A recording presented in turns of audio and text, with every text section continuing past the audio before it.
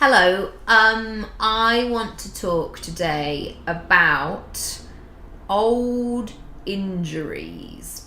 Now, we're very familiar with these things in our body, aren't we? As in, maybe you have a recurring injury like a dodgy knee or a gammy ankle, or you know that you can't, do that pose in yoga because you did something to your arm once when you were a kid. Like, I actually had this lad in my drama school and his elbow was on the other side. It's really weird. He also had a big hole in his unitard, so when we would do that dance routine, you know, where you lie on your side and you do eight legs, 4, 4, 2, 2. Yeah, there was a big hole.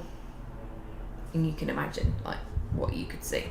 Anyway, we recognize those things in our bodies, don't we? And we know how to become aware of them, and we make tweaks accordingly. I want to talk about those things that happen in your brain, that happen mentally whenever you're faced with a challenge, or you're triggered in some way, or you're going to the next level.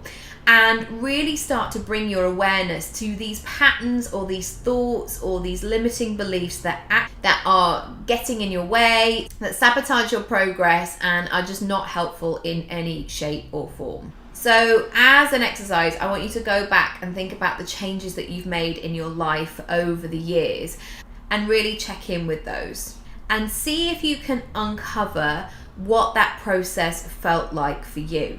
So assessing this behavior, so say for example you get a really stressful phone call out of the blue, or some bad news, or an unexpected bill that you really don't have the money for. I want you to think about what that instant reaction is, and it could be of panic, it could be that you just want to sort of put it back in an envelope and ignore it and just pretend that nothing happened. Or maybe you spiral back to becoming a child again and you don't want to have to deal with it and you just want to lie on the floor and cry and throw a tantrum about it. Now, I'm not saying any of that behaviour is wrong. We've all cried on the floor at some point or another, or maybe more than once. But I want you to see how those things are actually blocking your progress, and how even if you just took a beat of 3 seconds and go, right, okay, how do I deal with this? How do I move forward? What you'll end up doing is, instead of focusing on that muscle in your brain that doesn't really serve you, you'll start to grow other things and you'll start to strengthen those. So you're equipping yourself for the next level of your business. A woman said to me a little while ago, don't trust the voice in your head when you're tired. And it really stuck with me, because for the most part, that voice does not know anything. It's not helpful, and it's not going to get me where I want to go. In fact, it wants to keep me small. It wants to pick me apart. It wants to say that I'm not good enough or ready. It wants to silence me. It wants to silence me and allow me to play small. So I want you to get to know yourself in this way and recognize this behavior. And what you might find is that you're putting blocks in the way of your own success. And one of the things that I used to do was I used to pile on so many things, because I used to convince myself, well, I'm being creative and I can do more and I can give more. And very quickly I would become burnt out, and also I would become scattered. I wouldn't become focused.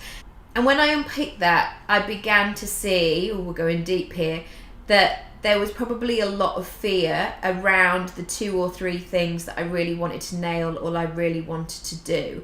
And so I would busy myself with all these other things that didn't really matter, so I wouldn't get hurt and I would protect myself in this instance. Oh my God, I can't believe I'm sharing this. But yeah, that was a pattern of behavior that I would see.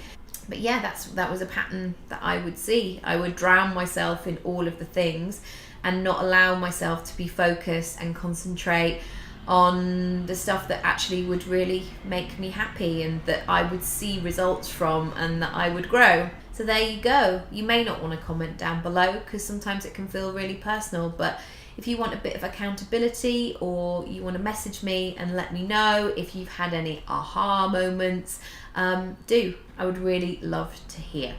Thanks so much for watching. I'll see you soon. Bye.